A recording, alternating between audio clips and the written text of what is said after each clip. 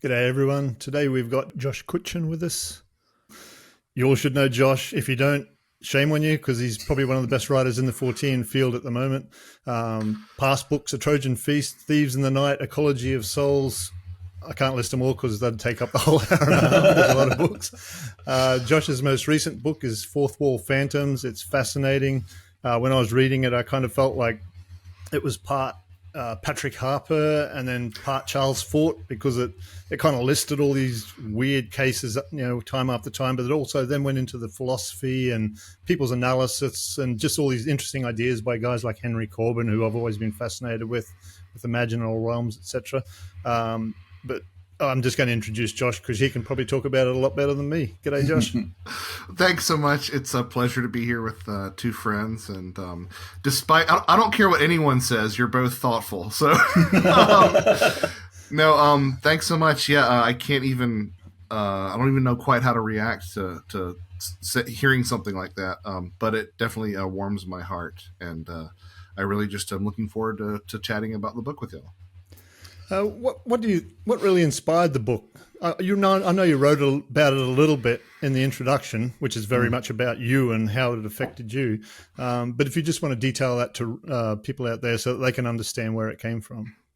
Yeah, I'd be happy to, because it seems like things like this sort of have a couple of genesis points, and then they all sort of like start pushing on you so much that you're like, okay, I'll do something about it. So I was attacked from multiple different places. Where to start? So I suppose the first thing was, Ecology of Souls came out, and it attracted some conversations with some people that I never really thought I would have. And I don't want to say that the days of taking a quaint little aspect of a 4TN case and sort of expanding on it are gone, but like at the same time I was like, oh, I've kind of got to get put a little bit more into this. But first I wrote a novel. And then when it was time to come back to my nonfiction stuff, I said, okay, well, let's tackle something quite big.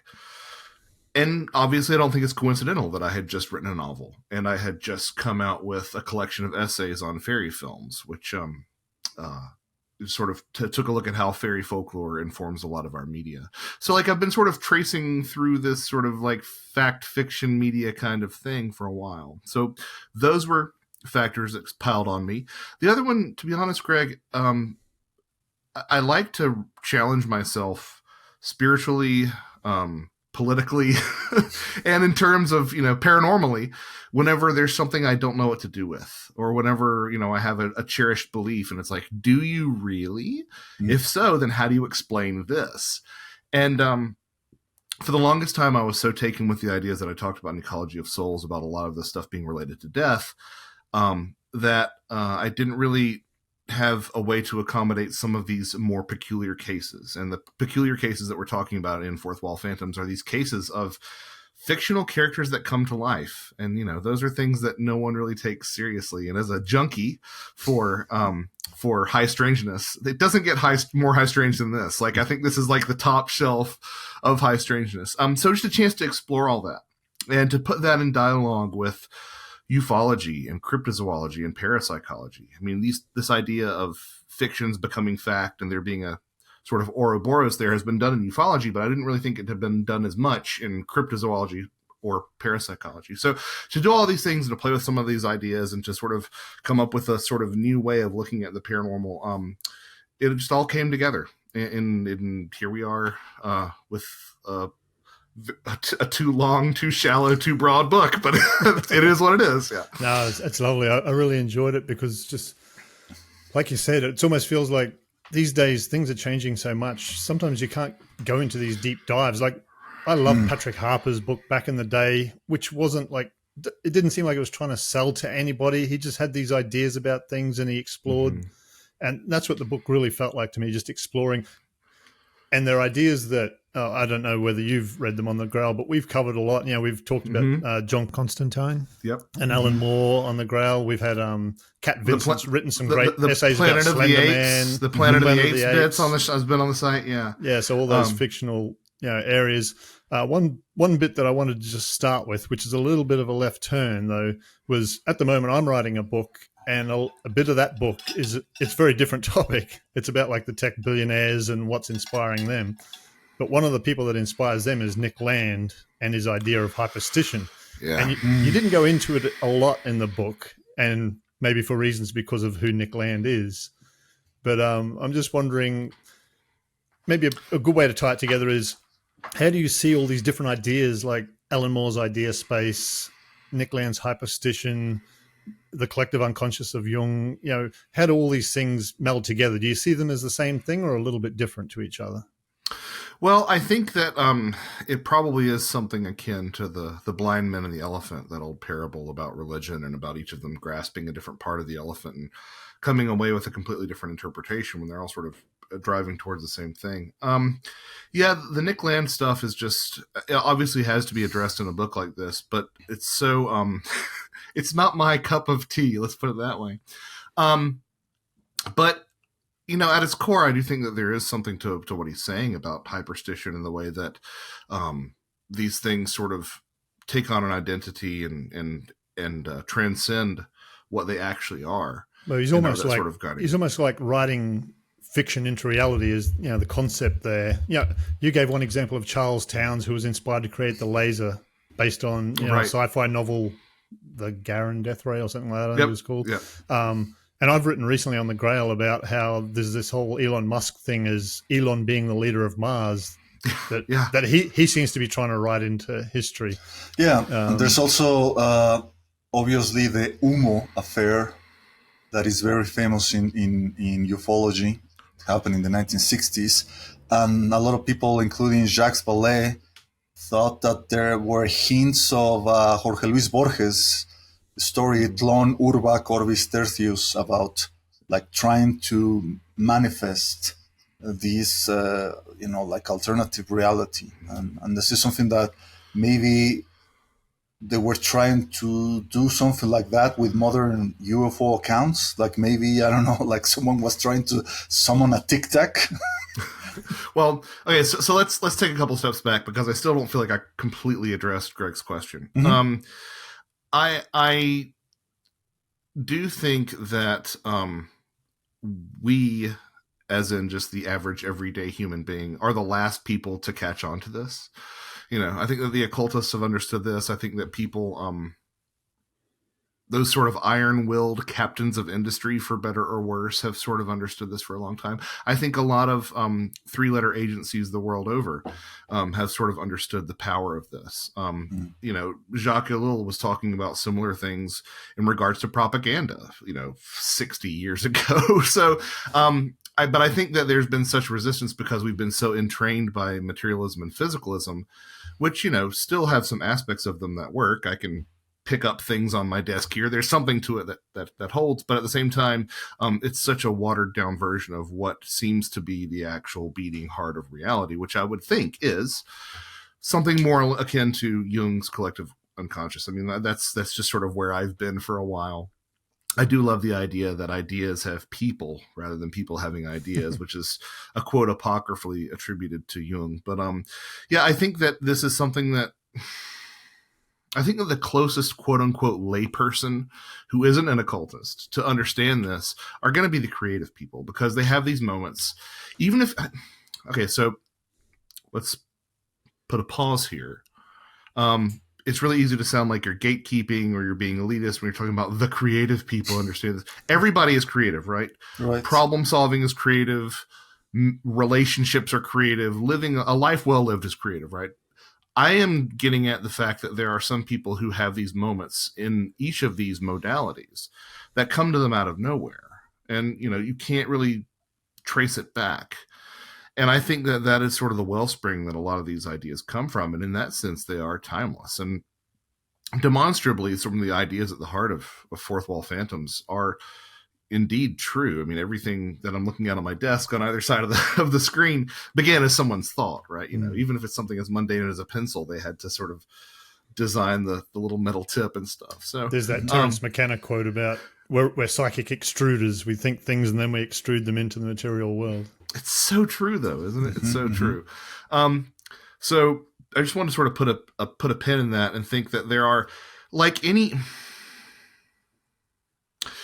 So Dr. Jeff Kripal said to me one time to never confuse a bad idea with a badly used idea, right? And that's sort of the category that I would put the sort of hyperstition interpretation into, because this can be something that is really beautiful and transcendent and hopeful, or you can use it to be an accelerationist and burn everything down, right?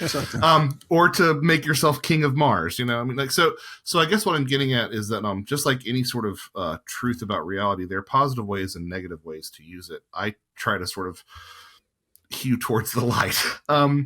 Now, back to sort of what Miguel was saying about, you know, the Umo affair and Tlan Ukbar Orbis Tertius, or the exact phrasing I can never quite remember. But, you know, Miguel, you were the one who turned me on to the fact that Pena in the Umo affair case had obtained radioactive sand from the CIA. And I tracked down that reference. And yeah, sure enough, that is something that seems to indicate that there was some CIA involvement in that particular UFO flap, which might have been ostensibly to, you know, to undermine the Franco regime, but also might have been to sort of change our reality in a way, like Valet was alluding to with the Borges book. And this takes on an even more, I wouldn't even say sinister, I'd say perplexing dimension when you consider how many times, you know, the U.S. military has been involved in film production. We're talking thousands of productions, I think, in the last like 15, 20 years or so. And so the idea is that, like, well,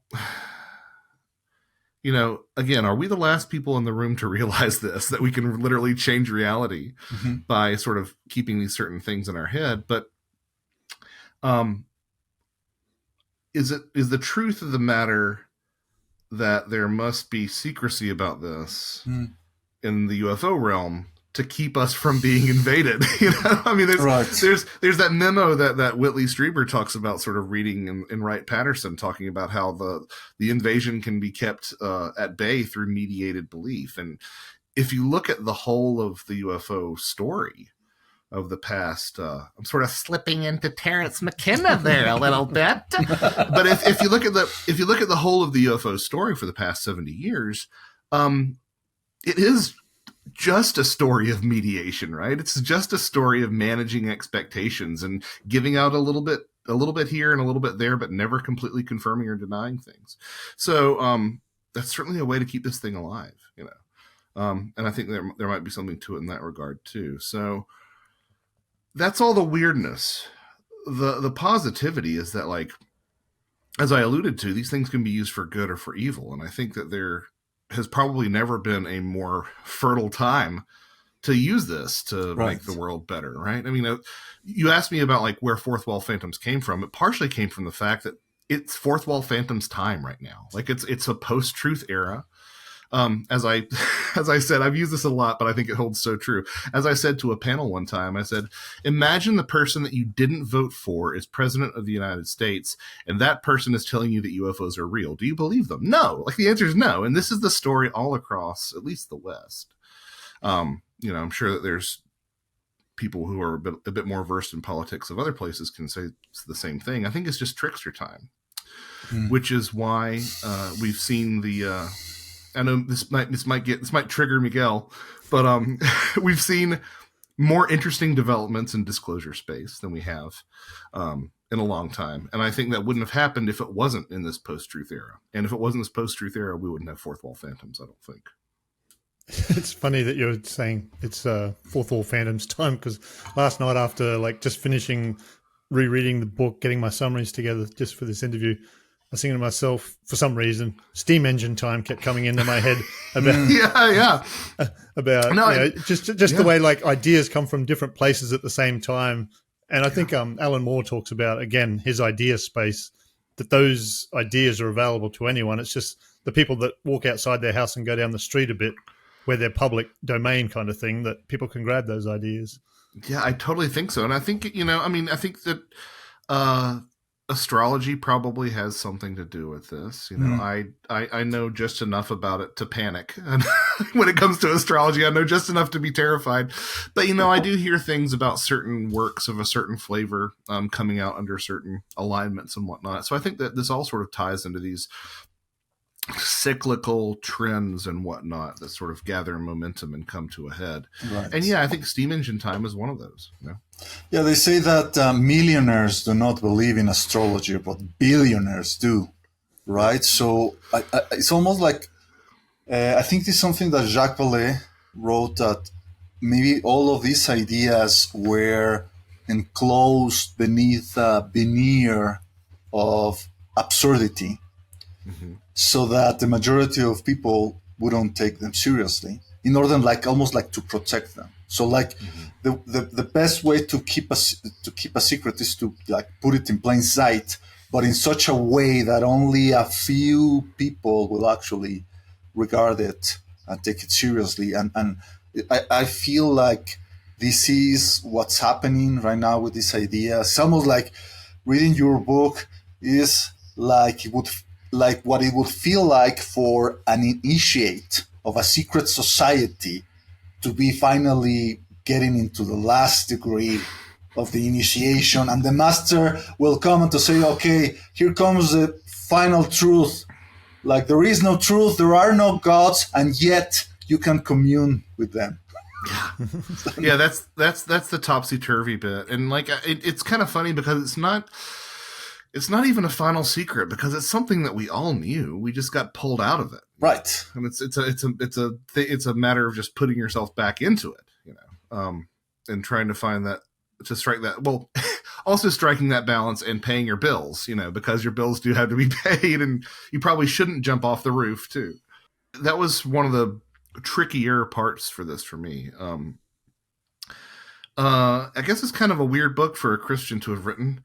Right. You know? And as I've said before, like, I literally gave myself like stomach issues trying to write that chapter, because so much of it was saying, yeah, I don't know how literal you can take any of this stuff, but that to me is almost makes it more elegant and more beautiful in a way that your religion, whatever it is, connects you to something genuine, even though it might not be exactly as it happened historically. Now, this is something that I actually wanted to talk about. This is something that I wrote after I read one of the earlier chapters. You write, life isn't a scripted play or a recorded album. It's a collaborative improvisation or a jazz jam. There are paths to follow, but no one is forcing you to follow them. And that, before you put something like, put bluntly, despite believing in God, here comes the cognitive dissonance. I hesitate, at least at this point in the book, to adopt the position that there is a meta position, authorial force at play in paranormal encounters. So what I wrote is, sounds like Josh puts free will on top of his religious beliefs. And strange, since to believe in an omniscient deity also engenders paranoia. Perhaps he's striving to make the distinction in order to preserve the benevolence of the creator, instead of viewing him, or they, or them, or whatever, as a whimsical puppet master. Geppetto, after all, never sought to take Pinocchio's autonomy away just to educate it. Maybe Josh is not willing to consider God as an amoral force like John Keel and Charles Fort eventually did. Yeah, I think that part of, yes, I agree with more or less everything that you said. Maybe all those things, and I'm not even sure myself. I think what I keep coming back to is that for there to be something that is a creator, or, you know, the will of the universe, whatever you want to call it, but if there is to be this sort of omnipresent, omniscient sort of force, it's going to be operating on, it doesn't even have to be amoral to be what seems cruel in the moment. Right. It doesn't have to be amoral to lead you down unfortunate paths, right? Because it is operating on a logic and a time scale and if cause and effect are a thing, a causal chain that you cannot even begin to fathom, you know. I don't know. Let's say I'm trying to think of something that's bad, but not like so transgressive that it's going to get people angry. Let's say I crashed my car because I was being reckless in some sense. But for all I know, through something like the butterfly effect that saves 10,000 people. Like that, on balance, that's a very, you know, sort of judicious trade-off. So yeah, I think that it all comes down to just me personally being like, I just don't know. But I do have to put my faith in the fact that there do seem to be these trends, and these trends do seem to work themselves out over time. I do value free will. You know, I think that in my, you know, traditional sort of Judeo-Christian framework, the fact that we can choose is one of the most beautiful poetic things. You know, I think that I've learned a lot as a father about, you know, giving children space to make bad decisions to learn. But I do know that I don't necessarily have to force them to come back to me. I have to be available for them to come back to me, if that makes any sense. So that would be sort of like my own religious perspective, but you know, more to the point of what we're talking about. You know, I think that, again, I don't like getting sort of bogged down in dogma or opinions, or again, even the historical facts, because like, let's face it, there are some things that are sort of questionable in a lot of religious texts. This was really put into stark relief for me because I found myself through a series of circumstances at the Ark experience in Kentucky, which is a fundamentalist Christian display. Fascinating to go to because it's a life-size recreation of the Ark, and like the craft that's put into it is actually quite impressive. But Wow. there's an entire room that's dedicated to dismantling fairy book versions of Noah's Ark, because the idea is that like a fairy book version of Noah's Ark diminishes God's word, and it's sort of like there's even like a giant like serpent on the wall tempting your children. You know, it's. I have some really interesting pictures from that entire trip, but it occurred to me that like the problem with treating your religious stories as fairy tales isn't inherently a problem in and of itself. It's a problem with the way that we treat fairy tales, right? It's a problem with the way that we treat myths and what that word means to us. Because I think that myths are true things, and I think that they're truer than, you know, what I did today, or Right. what I, you know, or me going out to the store or whatever. They're truer because they have a predictive quality about human nature. They're truer because they are able to persist when everything else that we do sort of falls away. And so the same thing I would say can be said about a lot of these fairy tales. So that's sort of where I ended up. And I think that it's the same thing that I find when I talk to Christians who insist on having some sort of like highly improbable scientific confluence of events that causes the Red Sea to part or Jesus Christ to walk on the water. It's like, or you could just say it just happened. If you actually are a person of that persuasion and that faith, you just say, I don't know how it happened. It just happened. And that's cool because it's impossible.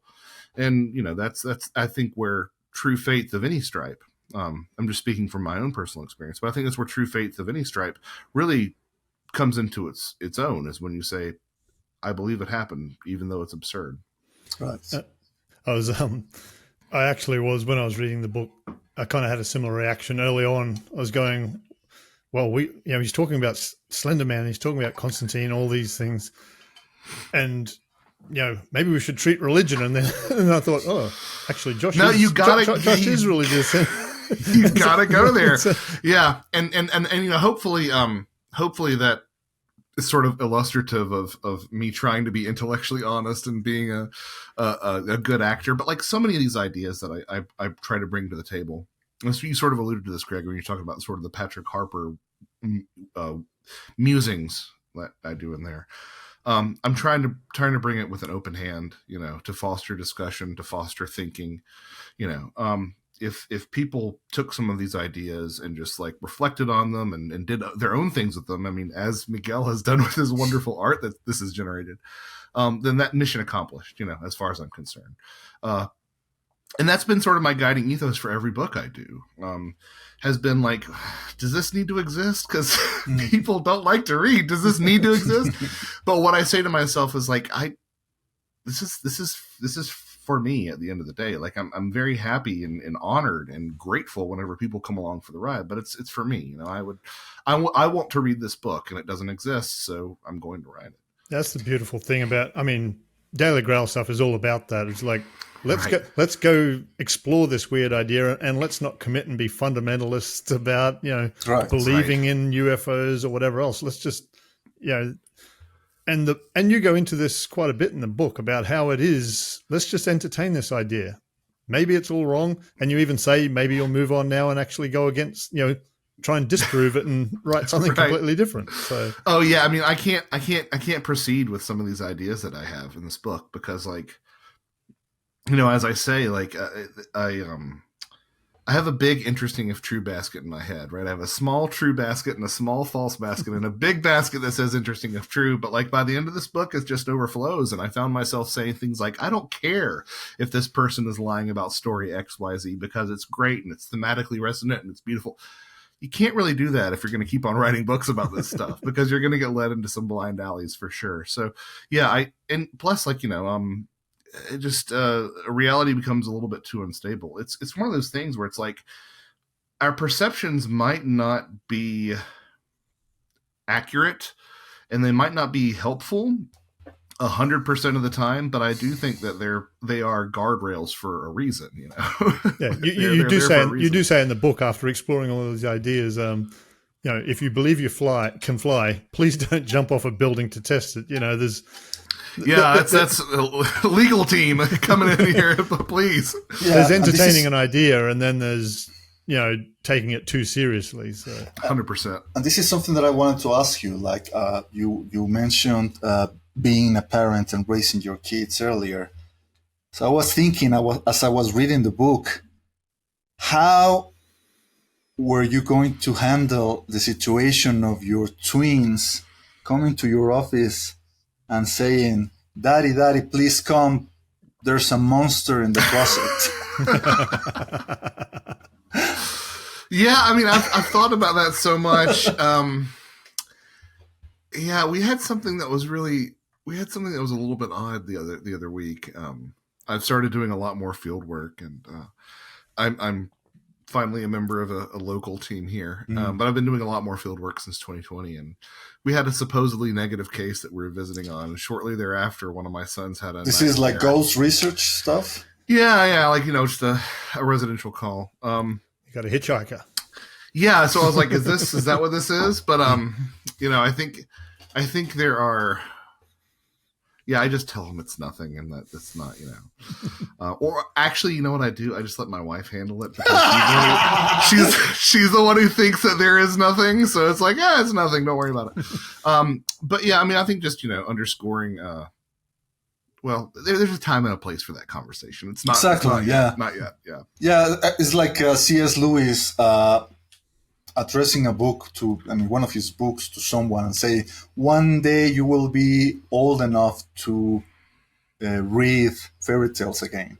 You know, so right. I think there will come a time when you and your child say, you know what, I think this is true. You know, magic is real and ghosts and all these fantastic ideas. But obviously, if you are raised like that, you know, you need to have a time for like the real world to be stable, I guess. Well, you know, raising a child is art. And what do you do with art? I mean, don't get me wrong. There are some wonderful autodidacts who never use best practices, right? But like on a traditional sort of model, you learn the rules really well so you can break them and know how to break them and know how to break them without going off the rails. Right? Really? So I think that it's something akin to that. Yeah. I just want to, there was a quote that I had to write down when I read the book that I felt kind of summed up a lot of the book. And also, so far in the interview, we probably haven't touched on like how. I know, right? It's like, what is the book? People are screaming, what is this book about? Yeah. And we also it's a tough book to talk about in that regard, I've noticed. Yeah. I'm just going to say this quote because maybe it'll help you address what the book is about and why you went so broad with this. So the quote was, Let me be explicit. I suspect that the paranormal, supernatural, imaginal, NDE, shamanic, and psychedelic spaces are identical to the artistic space. Pure creativity, a place of unbridled imagination, free from languages and constraints. Like, if you just want to like talk to that. Yeah. No, I have a sometimes I feel like a Fortean bulldozer and I'm just going through and flattening everything out, right?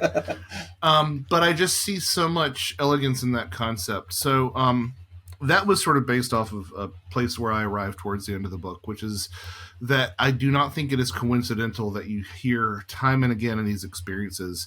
I can't describe it. Words can't describe it. Words fail. It defies language. Like, you hear that over and over and over again. You hear that in the ghost stuff and the occultism and the UFO encounters and the cryptid encounters. And you know, even weirder, when people go to that place and come back, you know, they've had an alien abduction where they say that. Sometimes NDE, you know, not victims, but near-death experiencers come back with their language centers completely rerouted, you know, rewritten. Yeah. You know, and to the degree whether or not they had some fluency, that's debatable. But the thing is, it isn't their default mode, right? So something about language loses its scaffolding, I think, in this other space. And that's precisely, I think, what good art does. You know, even the written word is all about what it conveys without. It's words convey things that cannot be conveyed with words, as counterintuitive as that seems. But I think anybody who's really fell in love with an excellent novel or something will understand that. So I think that sort of space is deprived of language is all about opening you up to new things. You know, I went back and forth with Miguel on this a little bit about, you know, if the Sapir-Whorf hypothesis is true, that, you know, language sort of has a limiting factor, then a lack of language would sort of allow unlimited input. Right. Mm-hmm. And so again, I'm not sure if that's true, but that's sort of where I am right now. And it's a weird thing to say that this imaginal space, this space of language, is also possibly the afterlife, but that's what the NDEers seem to suggest. And I am not, how do I put this? I know that a version of everyone that I have loved who has passed away lives on in my head, you know, and I know that they live on in the heads of others that have loved them, which is, you know, probably why it's so important to keep someone's memory alive. You know, I think that's something that we have lost in the modern world, as we sort of don't think about lineages as much. And maybe that's the entire reason for ancestor worship in the first place, is because once you stop thinking about these people, they sort of start to fade. So, you know, I'm not sure about any of that, but it's a hunch that I have. And when you look at the way that people come back from a lot of these experiences with artistic inclinations, alien abductions, near-death experiences, even acquired savants, you know, acquired savants get trauma to the head, and a lot of them become artistic as well. So, yeah, and I think that, you know, we sort of undersell some of these other sort of modalities, like, you know, ghost hunters. I mean, a lot of ghost hunters I know are really creative people. You know, people who have a life-changing cryptid sighting, oftentimes like pour their creative resources into another avenue. So, like, I think that this is a trend that we see. Whether or not that's just trauma writ large or it's actually something supernatural, I don't know, but I suspect that it's the latter. It's interesting. Just the other night, I had a really weird, very vivid dream in which I was visiting these fantastic, enchanting museum with giant, like, moving statues, you know. And I was accompanied by James Earl Jones, of all people. Like, that's awesome. I would love to have had that happen. It was great. I mean, he was happy. He was wearing these weird, like, almost like the sunglasses that Jordi LaForge uses and stuff like that. And it was like, what the hell, you know? And he seemed very content in the afterlife. And sometimes I wonder, is this the afterlife? Am I visiting another realm? Is this just all in my head? I mean, how can this all just be in my head when I'm seeing these things that, you know, seem so intricate and elaborate and that beyond my capacity to envision. Doesn't seem like it could have come from you. Yeah. I know exactly what you mean. And so, like, if that had happened to you while you were awake, would it have inspired some of your art? You know, would it have been one of those it came right out of the blue, like, sort of moments? Yeah, I really don't know. But, you know, I think that is one of those everyday mysteries that we really take for granted in a big way. Oh, maybe we should talk about what the book's about. Yeah. So, yes, there are plenty of stories of creative people having their creations come to life. Constantine was one that you mentioned. There's a famous example involving Howard and Conan the Barbarian. I thought it was just going to be a quick, like, oh, there's like 15 examples of this. No, there's tons of examples, and I only sort of did a drop in the bucket for the book. Whenever I write a book, I tend to find another book that I wish I could just copy and paste into my book. Not in terms of wanting to plagiarize, but in terms of being like, oh no, everything about this informs what I want to say.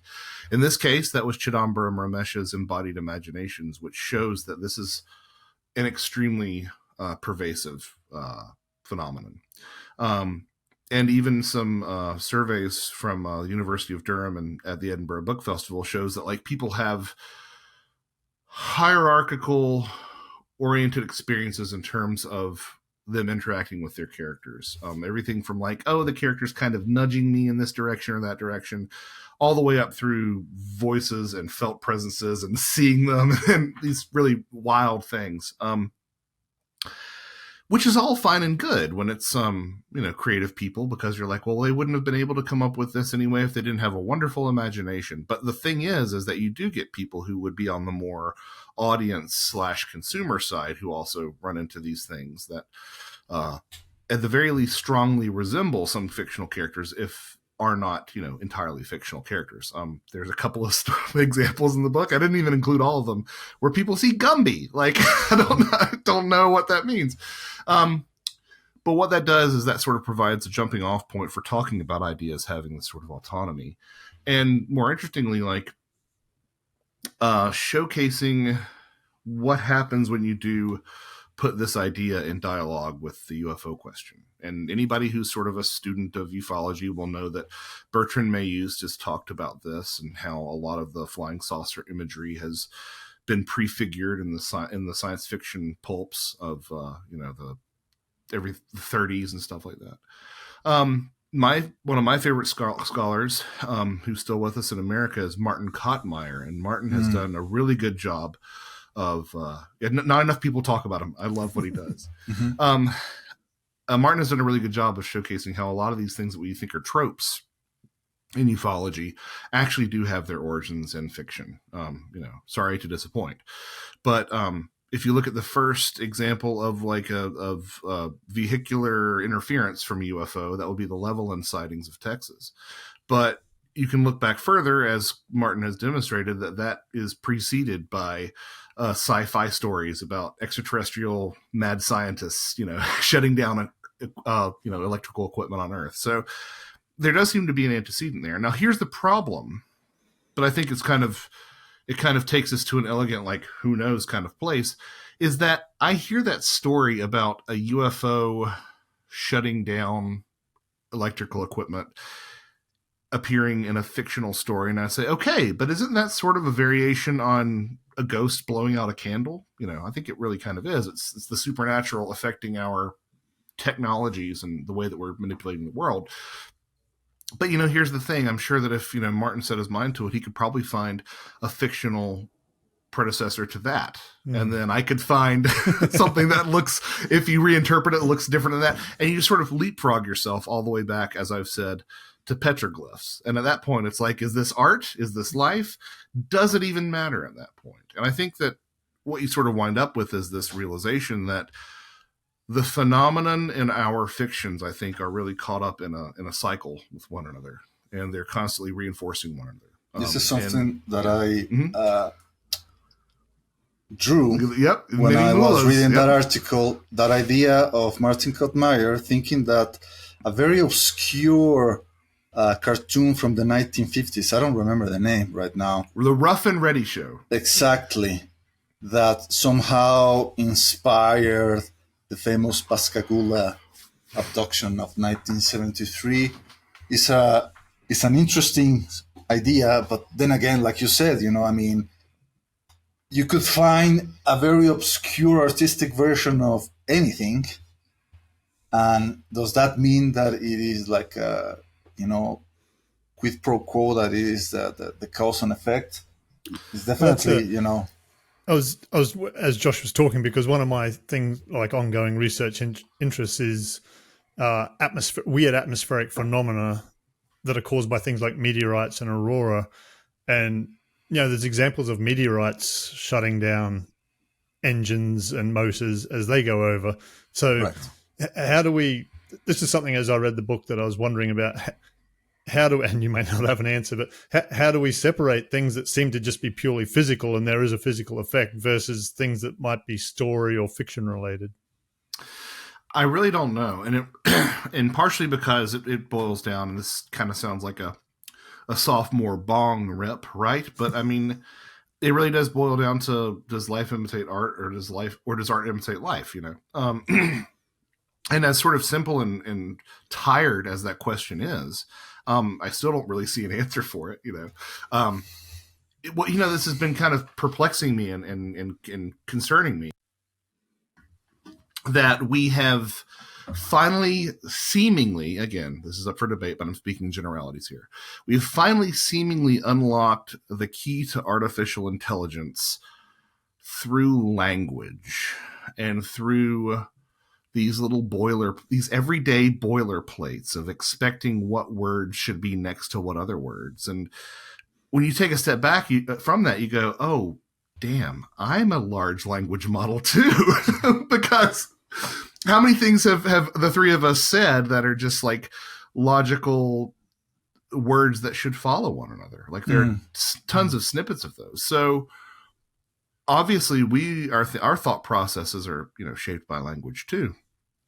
So, I'm not entirely sure that even something as fundamental as like self-identity or consciousness isn't sort of an outgrowth of these artificial structures that we've, built around us, or that we've sort of culturally accreted. And, in which case, like something like language or the written word is the true Promethean fire, right? Like right. That's the thing that allowed us to actually kickstart our intelligence. But that's just something I've thought about since the book came out, is like, how much of me is me and how much of me is, a combination of Hellboy and Tom Waits and, and all these different archetypes, I don't know. I really can't say. Right. This is something that I drew when you talk about the nomo, about the power, the power of language. Yeah.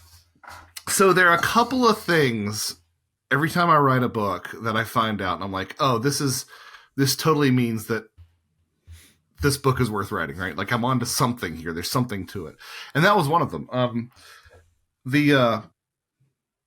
For anyone who doesn't know, the Nomo are the progenitor fish people.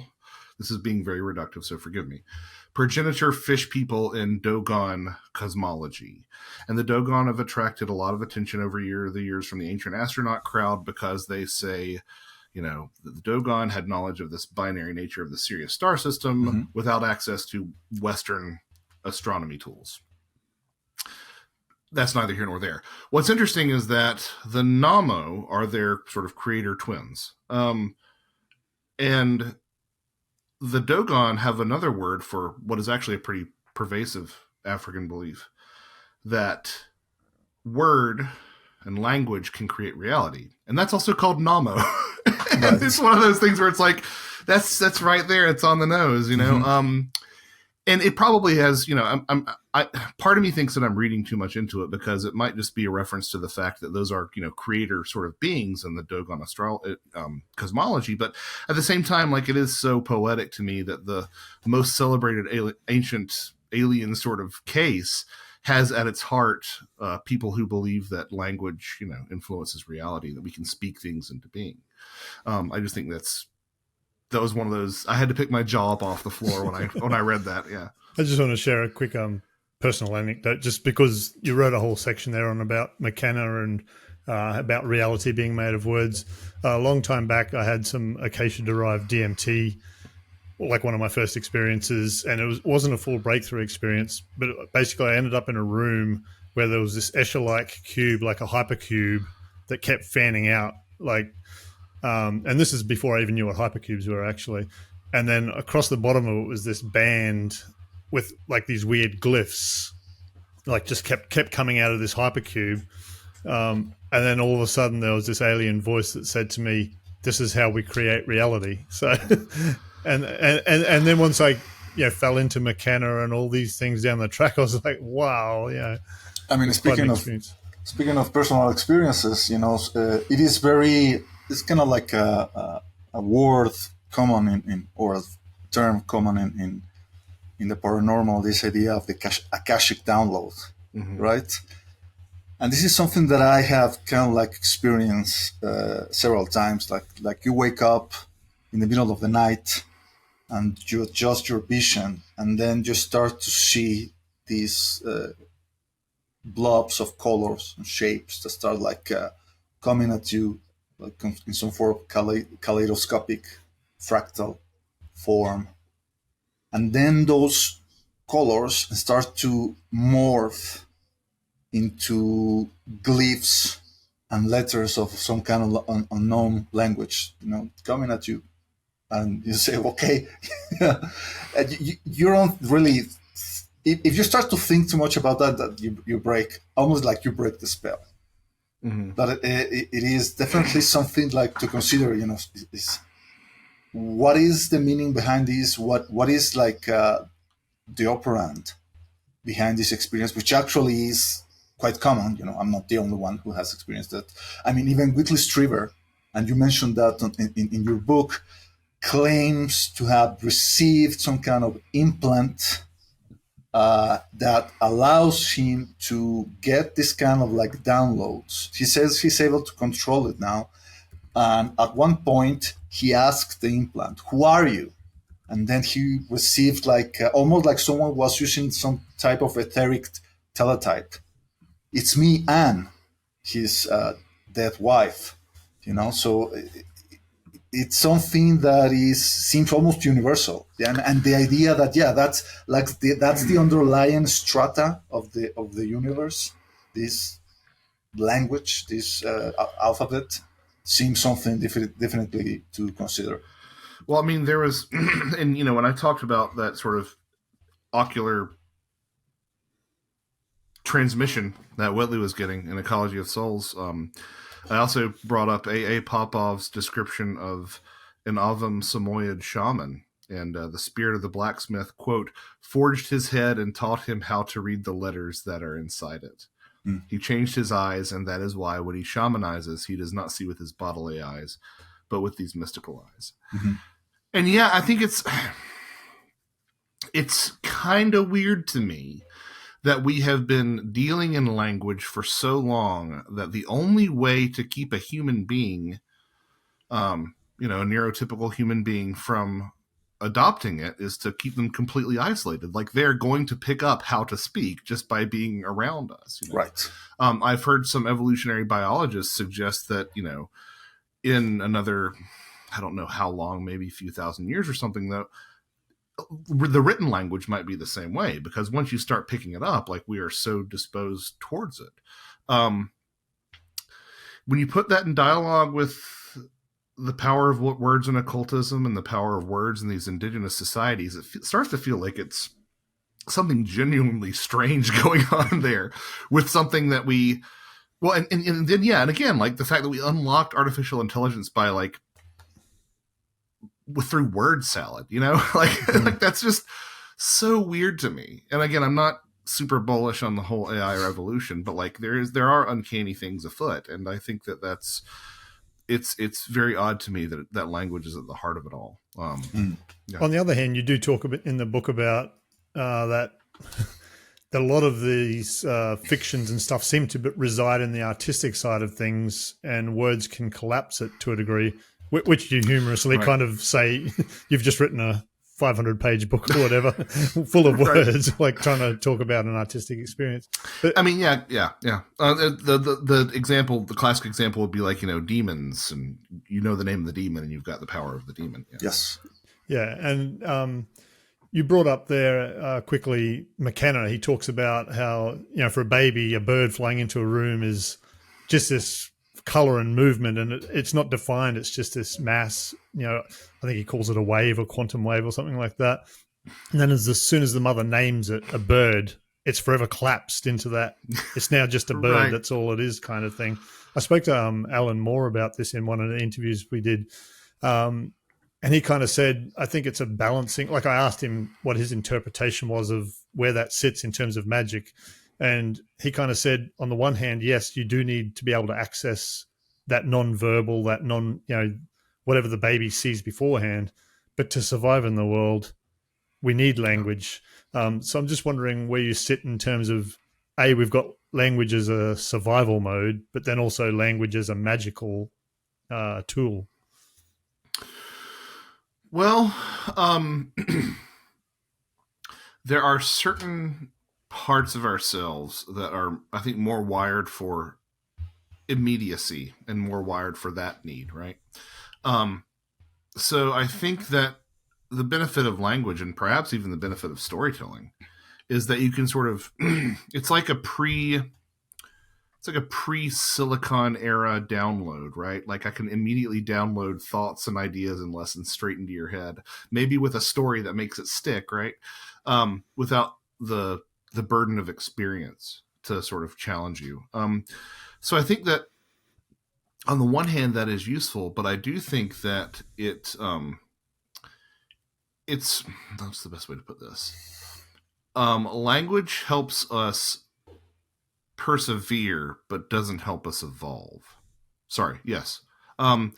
Because so language is good for sustaining what already exists and for sustaining and facilitating, the maintenance of these things.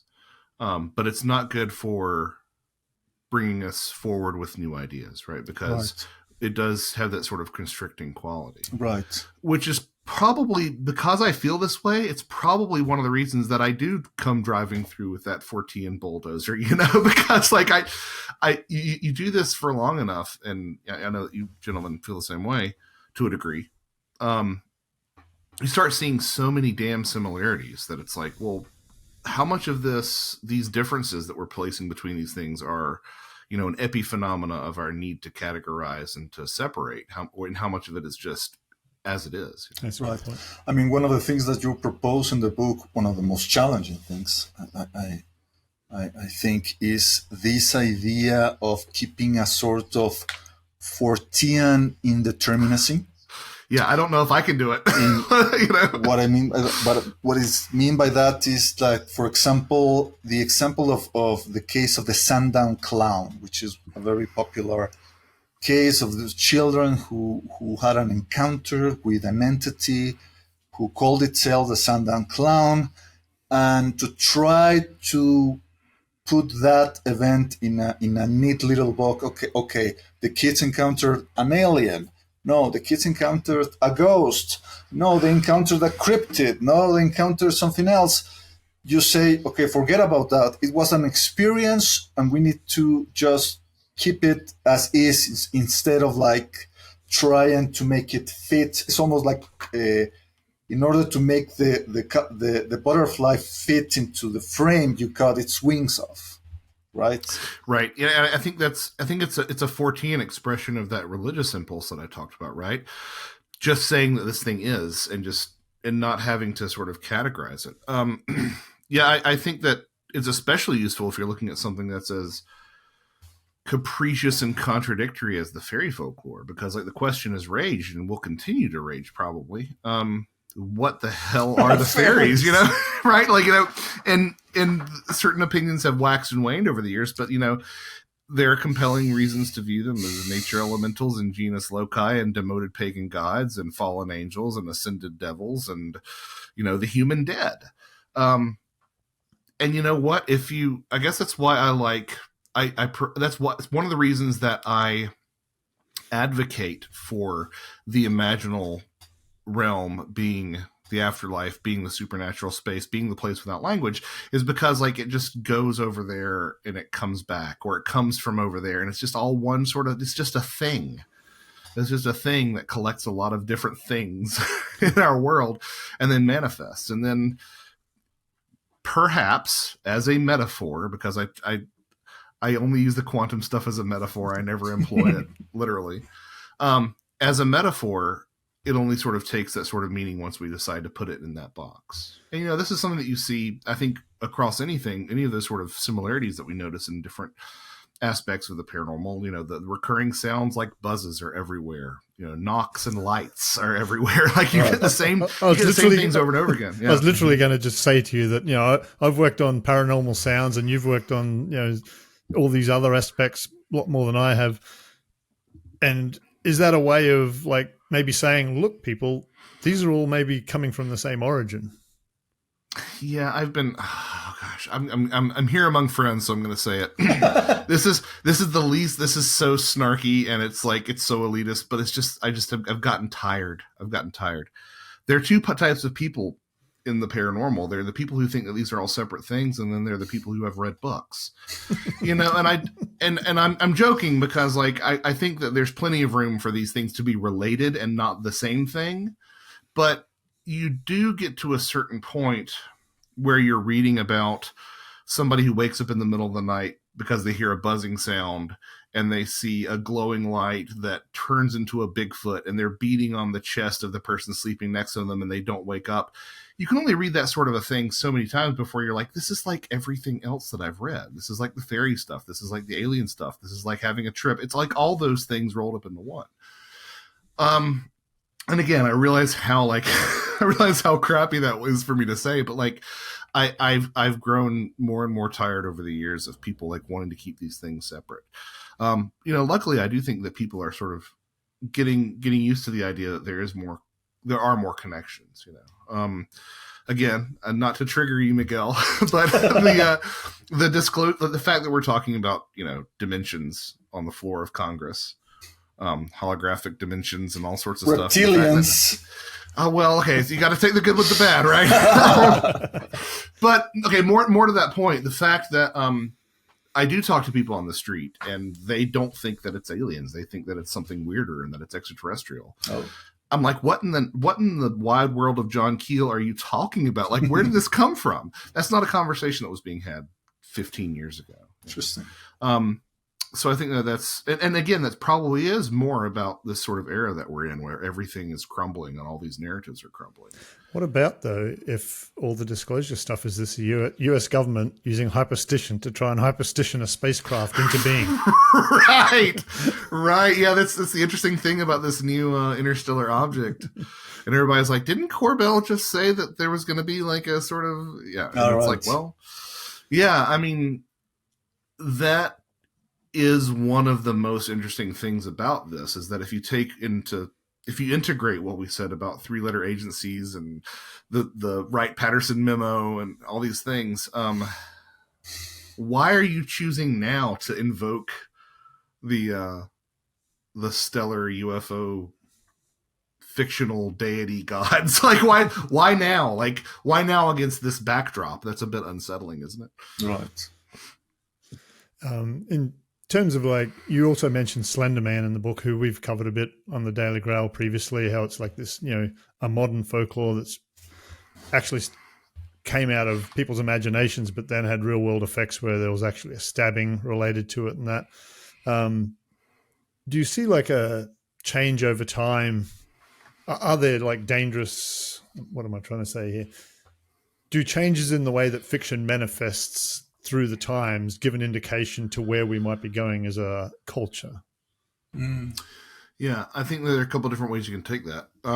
So yeah, to be clear, people like y'all and like Nick Redfern have sort of talked about Slender Man so well that I didn't spend too much time with it. But having said that, I think that the manner in which these fictions take root is very important in a lot of different ways.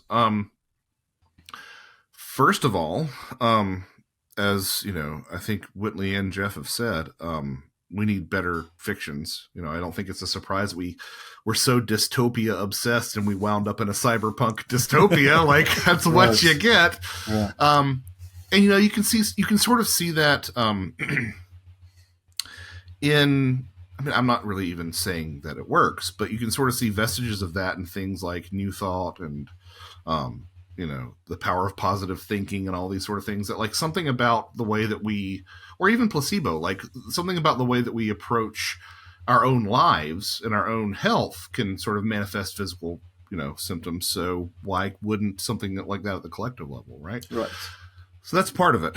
But I think what's really kind of the even more sinister part is the more we remove those suspensions of disbelief, the more engrossing and the more intimate and the more immediate our media gets. I think it really is starting to make that. We talk all the time about the veil between this world and the afterlife, or the veil between this world and the other world. Well, there's a veil between fact and fiction. Again, I think it might be the same thing, but that's thinning too. You know, you talk about, I'm sure that y'all, I mean, I haven't checked the site, so forgive me if you haven't, but I'm sure that y'all have covered recently or been aware of like these people being told that they're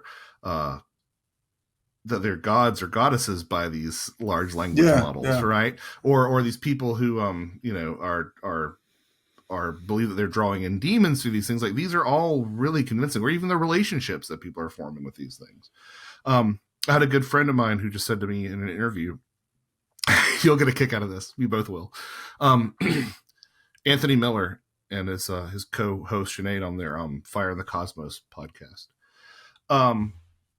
They talked about how there are some stories of these chatbots telling the users that they are the reincarnated Prince of Atlantis or these different sort of things. And Anthony was like, "Isn't that just like what the UFO occupants say to people?" Yeah, I thought about that. Yeah, there's definitely a link between the messianic messages that the UFO contactees were receiving in the 1950s and the messianic tone of some of these communications that some people are receiving through their interactions with large language models. So I don't know what to make of that. I don't know if that is something, an aberration caused by the human mind when it thinks that it is interacting with something that is not only external, but also superior to itself. Because everybody thinks by now that AI is superior to us. I don't know. I mean, it's the thing that people keep saying, you know, Sam Altman, Mark Zuckerberg. Oh my God, this is going to be, and we're going to maybe become extinct, or we are going to, you know, transcend it to the singularity. So the same way when people encounter UFOs and say, well, of course, if they come to the Earth, that means they are technology more advanced than us, you know. So I don't know if that is something that is messing with us. It's the human. Here's a back of the envelope sort of decision. It's the human need when encountering a superior intelligence to be coronated. And if you put that in the dialogue of the Bible, that gets interesting too. You know. So maybe there's something to that. I don't know. I mean, I too feel that there's something like I feel this in my bones, that there's something between the AI and the UFO question that is right there in front of us. There's something like connecting these two. And like, it eludes me sometimes. Like, for example, we've seen now how the AI generated images, as of the last year or so, they began to attain a yellowish tint.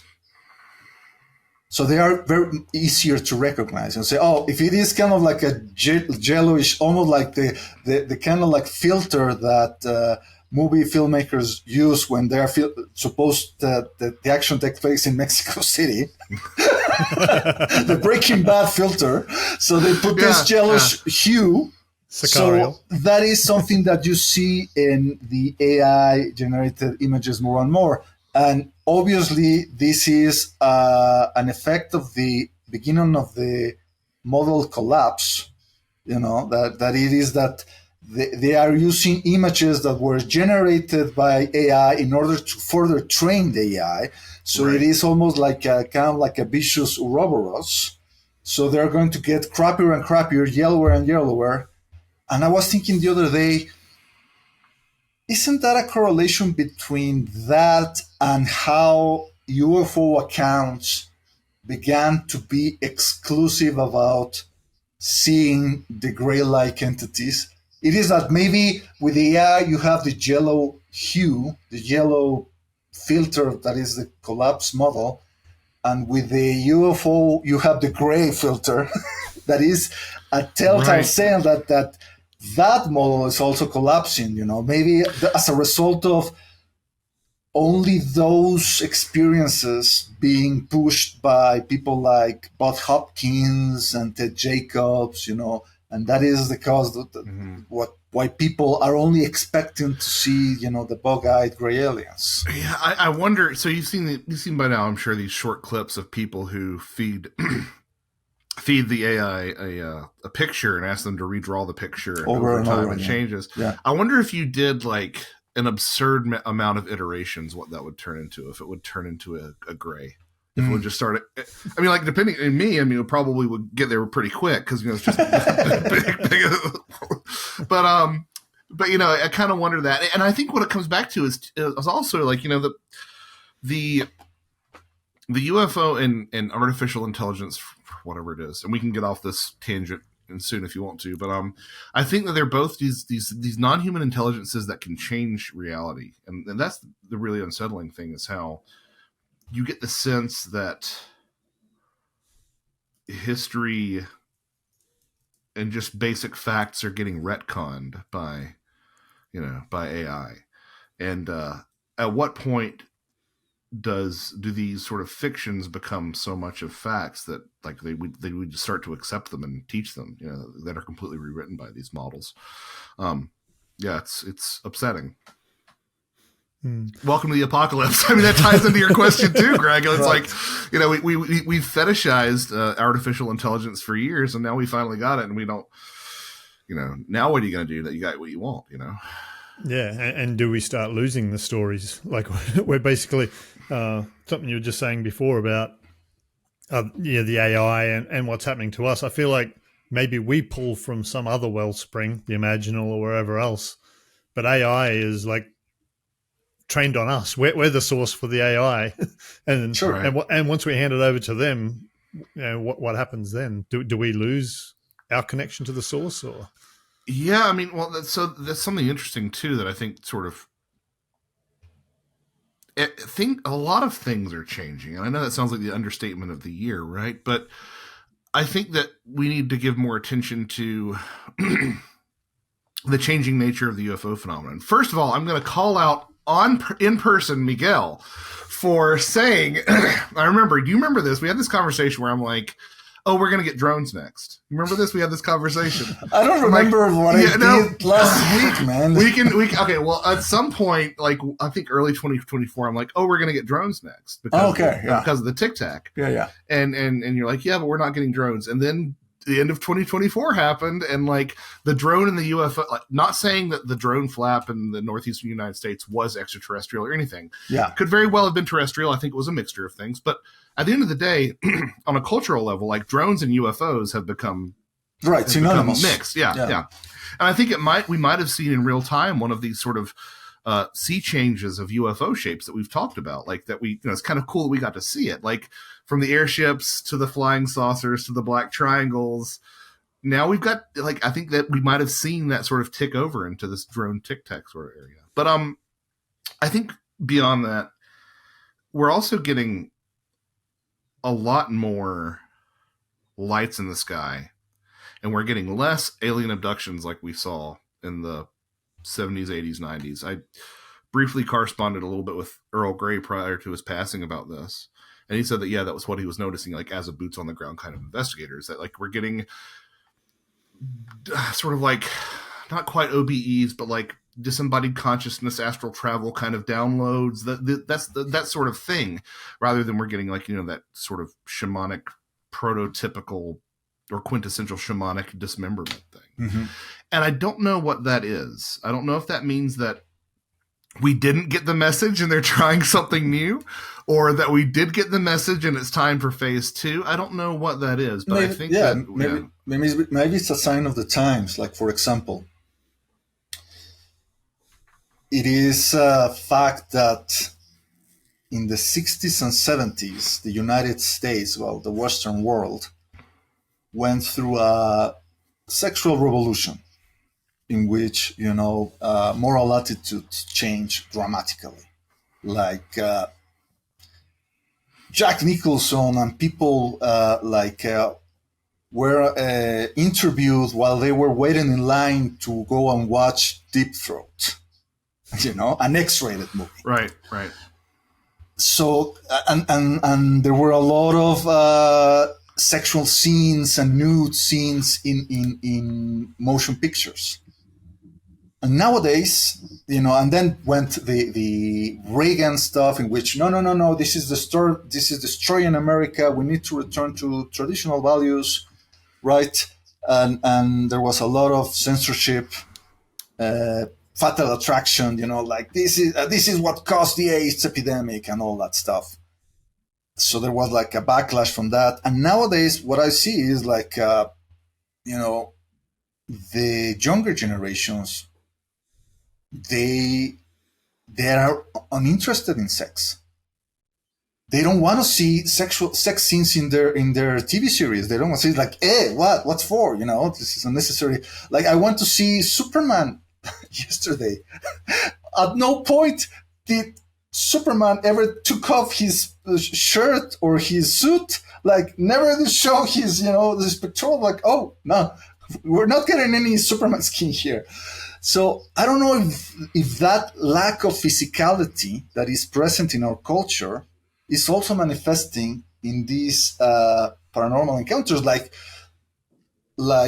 the days of where the anal probes are over, and now the days of the ethereal downloads are in, because that's the only thing that these people, these younger generations, they don't interact in physical life, so they only want the download the same way that they get the likes on Instagram. Cloud computing and yes. No more dial-up modem and Wi-Fi. Yeah, I think that you're onto something for that. I mean, like, I'm sympathetic to that. I've also thought that, like, as we become more of a global culture, a lot of those regional idiosyncrasies get stripped away, and we might be getting a more, like, unfiltered version of the phenomenon. But I think it's too early to say which way. I would love to see someone take this new trend, if it is going to stick around, and do like an Eddie Bullard kind of dissection of it and see if there's some sort of older themes that could be. I mean, I'm sure there are. It's just narratives of ascent and spiritual revelation, right? But it's kind of interesting that it's sort of losing some of that more shamanic flavor. I don't know. How did we get here? on the flip side, does the internet and everyone, the trollish behavior of the internet, the prankster, the trickster element, but everyone being connected to other cultures now, how much can we trust what people are doing, and how much is it just repeating things rather than it being culture based? I'm wondering. Although I guess it's just a different culture. It's a worldwide culture now. Well, yeah, right. I mean, and at least in America, I'm not going to speak for either of y'all, but there's a sense that a lot of styles and a lot of looks and a lot of fashion trends and building tendencies and stuff have kind of just really sort of stabilized over the last 20, 25 years, Back what I'm saying is that, if I said a movie in the 50s, it's the 50s. If I said it in the 60s, it's the 60s. If I said it in the 70s, 80s, 90s, you can say like, oh, this is that era. Right. But for the past like 20 years, maybe even 25, 30, right. It's just kind of all kind of like I could set a movie now and I could set a movie in 2003 and I wouldn't really need to change much other than making the phones flip phones. Exactly. Yeah. I was, I guess what I'm trying to get at there is like when I've done near-death experience essays, when I'm researching that, I really like finding ones from like pre-1970, before Raymond Moody's book, etc., because then you're finding incidents where it happened where they probably didn't pick it up from culture. It just appeared on its own. Whereas if someone has a near-death experience in 2025, I go, how many web pages have they read previously? How much have they been affected by the culture? But after reading your book, does that matter? Like maybe the culture brings it. But although I guess those original ones that weren't affected by culture, maybe some truer reflection that you're going to that imaginal realm. Well, and the question is, I mean, I'm not really saying that I buy into this, but the question is like, is the afterlife cobbled together from the collective belief of the people who practice that religion? You know, are there really different heavens and hells for all the different religions? Yeah. I don't know. Do some people go to Valhalla, and do some people go to just the gates of St. Peter? You know, right? And like, you know, are George Adamski's Venusians just for him? And like, you wouldn't get those, you know, or Whitley's Visitors just for him, and you wouldn't get those. Did Roger Patterson and Bob Gimlin see a kind of janky Bigfoot just for them, you know, and then other people, I don't know. Like, I think it's, so you kind of read, every now and then you read some fiction that you're like, oh, I think this might be kind of what's going on. And believe me, no fan of him personally anymore, right? I want to make that abundantly clear. Neil Gaiman has apparently done some very dodgy things, to say the least, to put it mildly. But I do resonate with a lot of the ideas in American Gods, and the ideas that like these things are kept alive and sustained by belief and by adoration, and we can sort of create these new gods with new things that we adore and that we sort of worship in that sense. You read that and you're kind of like, is this one of those ideas that came from a more authentic place? I really don't know, but you know, again, one of the things about Fourth Wall Phantoms is that I think it does give a little bit of permission to enjoy, a little bit of permission to sort of syncretize your worldview with fictions, and to sort of enjoy some of these stories that you've kind of thrown out because it's like, well, that didn't happen. It's like, well, I can still enjoy this, and there might be something genuinely kind of weird to it. Right. You know, a lot of it draws on a good portion of it is sort of inspired by, you know, George P. Hansen's The Trickster and the Paranormal, that says like, oh, hoaxing can draw out genuine strangeness, you know. And that again that's the fiction fact tension, you know, put into play. So. Right. Because I mean, one of the things that I kept thinking within the book is how then to navigate life when you have those lines between fiction and reality so blurred that, to put it bluntly, you don't end up in a padded room with a straight jacket on. Yeah. Right? Yeah. You know, what's the strategy? Well, I think it's sort of what Greg was alluding to earlier, right? In terms of like language versus non-language. Like you've got to, you have to engage in the pragmatism of the moment that, in languaged, is that a word? in languaged side of reality, that sort of tangible side of reality, that is what will sustain you.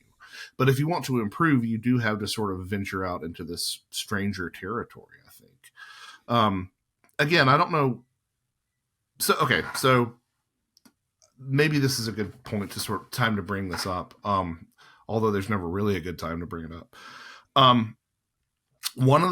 I opened the book with, you know, my treatment in rehab when I went to rehab in August of 2020. Interestingly enough, my good friend Laura Bruno is working on a book of astrology and near-death experiences, and has found near-death experience markers for people in their birth charts, including researchers.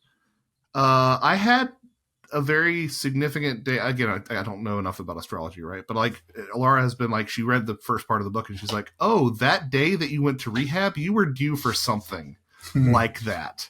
You know, you chose the you chose the carrot instead of the stick. Like you chose to do that sort of death and rebirth work voluntarily rather than having it happen to you. But I start the book with going to rehab. And again, it's not, you know, if anybody's thinking about reading it, it's not the whole book, I promise. I did this for a couple of different reasons. The first one was it's a book about breaking the fourth wall, so I might as well put myself in the book and put myself in there early. That's on brand, right? But the other thing, which sort of ties back to what we were talking about not winding up in a padded room or whatnot. The other reason I brought that into this is to show that, like, these ideas, you don't have to buy into them, but they can have tangible, real-world results and consequences, benefits. There's skin in the game if you follow this stuff. And what I mean by that is that I journaled a ton. I was trying to make sense of how I got there, and what would be the best way out. Like, what's the recipe for success? And the only way I could make sense of it, maybe sort of trite and simple, but I was drawn to the hero's journey, the Joseph Campbell stuff. Again, not a perfect person, not a perfect idea, but it helped me in that moment. So I'm not going to, badmouth it. And I saw that like there's two ways you can take this. Either you're rebelling against the hero's journey, and that really doesn't end well, because I think that there are certain tendencies that God, the universe, whatever, want you to take. There are certain pathways of least resistance that, like, oh, this is what we want to see you do. We're going to put you. That was one way, is that I was just stepping out of bounds. Or I was like, oh, I'm in the belly of the whale. So what has to happen next? What has to happen next in this context? Yeah. And, I'll make no bones about it. Like, I'm alive because of Carl Jung and Joseph Campbell. And that's sort of how I have been able to sort of integrate some of these ideas and that's made me less likely to wind up in a padded room, right? Or dead in a ditch, yeah. And harkening back what you said about free will, it's basically you're writing your own journey there as well. You're taking command, you're writing your fiction so it becomes reality.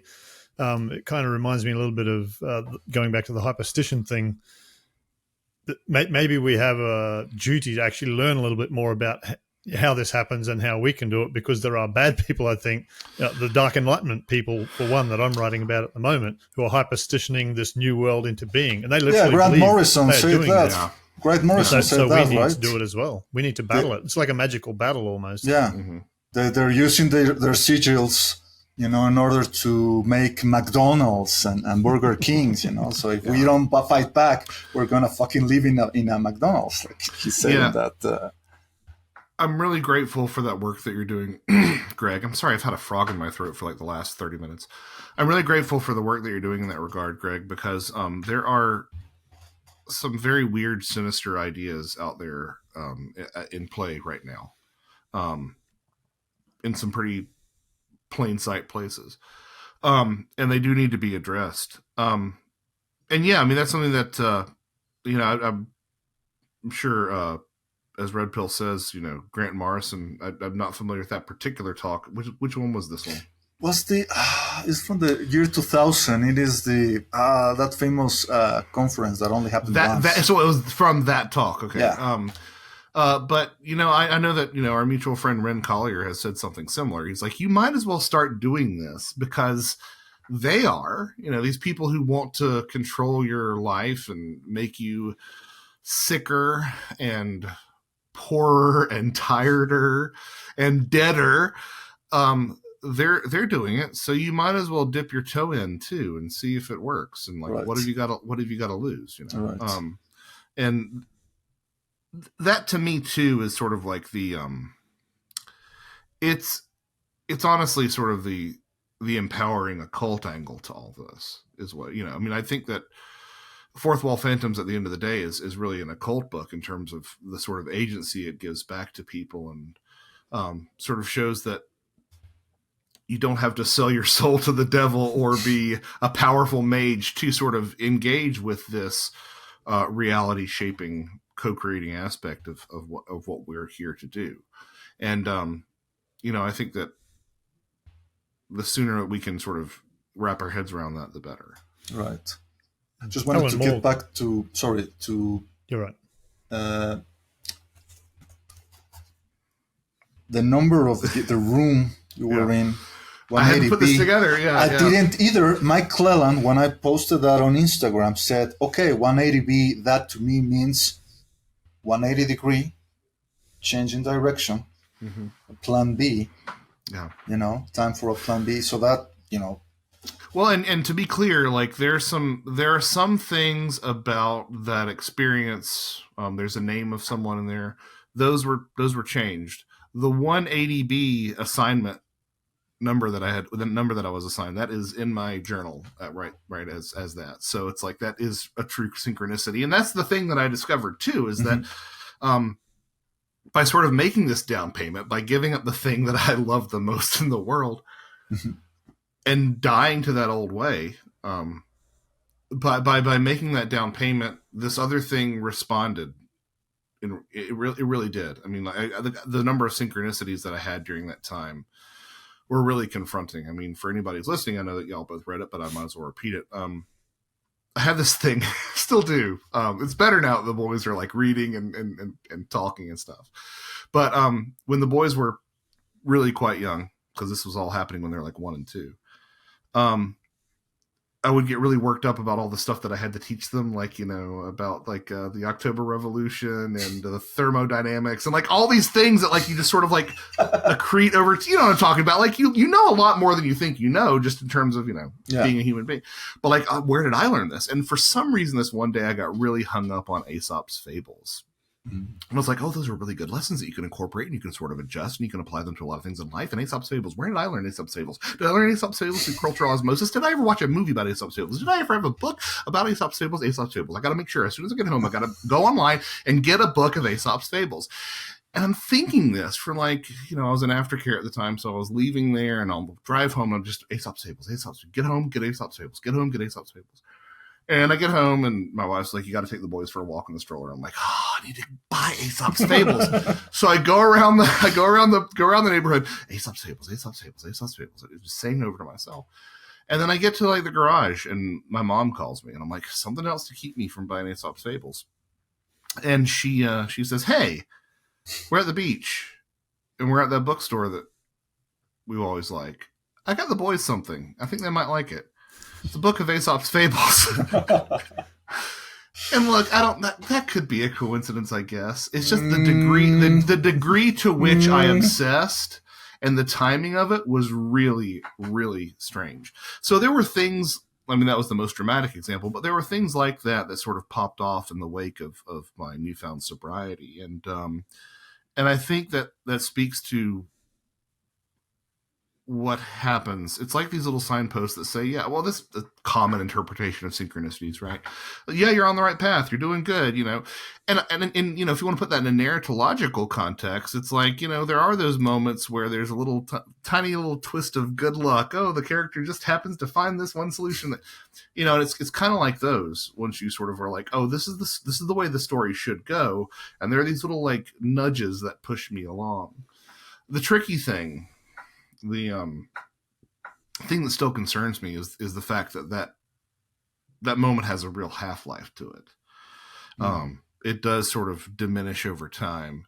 And then, you turn around and blink and it's August 8th in 2025 and you're grumpy and tired again. Yeah.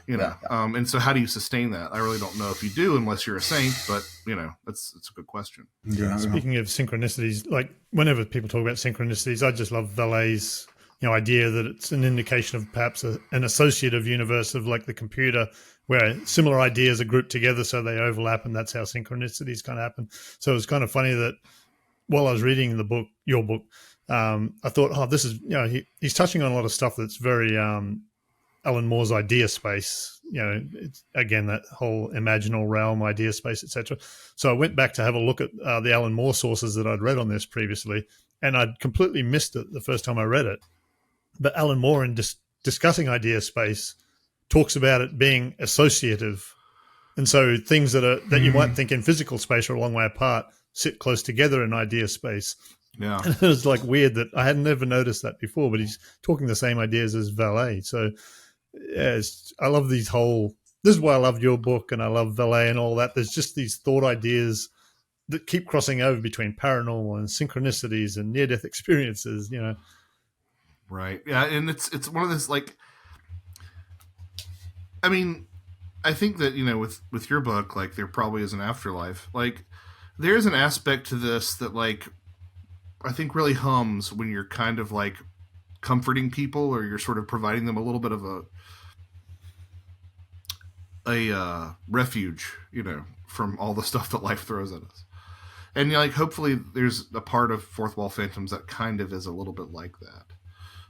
That is sort of hopeful in that regard. But yeah, it's interesting to see similar ideas come from so many disparate sources. You know, I don't know. Like, in my head, I kind of love the idea of Jacques and Alan sort of like kicking back a few in a bar, and like, or something. But you know, I don't know if they've ever really corresponded.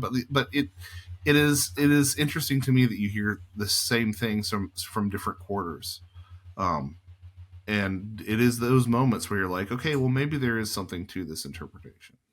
I think, like, what it is that books like yours, book like Valet, book like, you know, Alan Moore's, his ideas, I feel like even though it's really difficult, we're slowly moving towards, maybe we're getting a bit of a grasp on some of this stuff. You know, I love reading intelligent books, and Fourth Wall Phantoms is just very much that, in that Patrick Harper mold, like I said, very much Valet mold of just thought ideas that don't tell the truth, but feel like we're moving towards maybe getting a grasp on some of these things. So I just want to thank you for it. I think, you know, it's an hour and a half in, so we probably should wind things up. We're just getting started.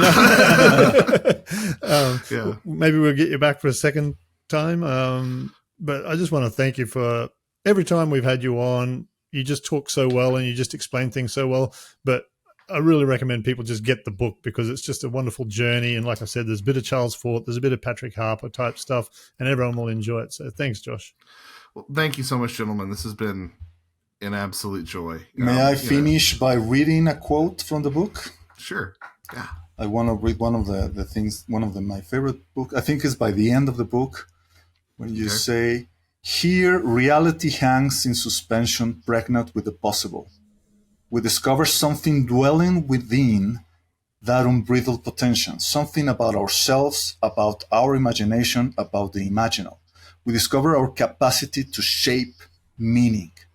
We discover an existence where every myth holds truth and every truth holds myth.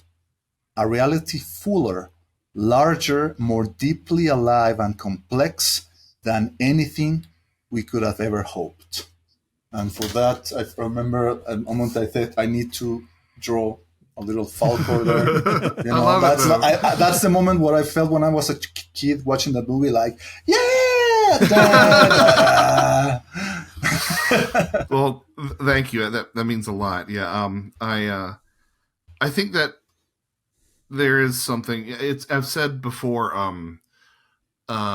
Ecology of Souls contains my brain, and Them Old Ways Never Died, my novel, contains my soul, but I think this book contains my heart, because there is something about this that really is hopeful in a way that I think, I don't know, maybe it's a partial antidote for where we find ourselves. Maybe it's not. Maybe it's just a distraction. But either way, hopefully it's greater than the sum of its parts. And to hear kind words from both of you gentlemen, whom I respect, that means the world to me. So thank you. It's a wonderful contribution to the whole scene, I think, Josh. Thanks very much for your time. Thank you. It was a wonderful time. Thanks, fellas.